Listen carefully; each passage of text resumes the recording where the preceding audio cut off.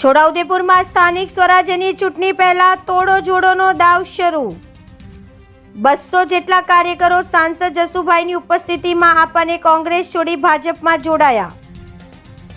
સાંસદના નિવાસસ્થાને રાઠ વિસ્તારના કોલ ગુનાટા મીઠાડી ગામના 200 જેટલા કાર્યકરો કોંગ્રેસ અને આપ છોડી ભાજપમાં જોડાઈ ગયા। સંસદના હસ્તે ભાજપનો ખેસ ધારણ કર્યો।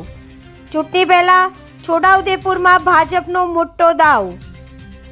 છોટાઉદેપુર જિલ્લા પંચાયતની 32 અને જિલ્લાની 7 તાલુકા પંચાયતની 150 જેટલી બેઠક માટે ચૂંટણી તારીખ 26 એપ્રિલના રોજ યોજાવાની, જેમાં ત્રિપાંખીયો જંગ ખેલાઈ રહ્યું છે। ભાજપ, કોંગ્રેસ અને આમ આદમી પાર્ટી ચૂંટણીના મેદાનમાં ઉતરી છે, જેમાં કાર્યકરો અને સમર્થકોને ખેંચવા માટે ખેંચતાણ ચાલી રહી છે। જેના ભાગરૂપે આજરોજ સાંસદના નિવાસ સ્થાને રાઠ વિસ્તારના કોળ ગુનાટા મીઠાડી ગામના 200 જેટલા કાર્યકરો કોંગ્રેસ અને આપ છોડી ભાજપમાં જોડાઈ ગયા હતા।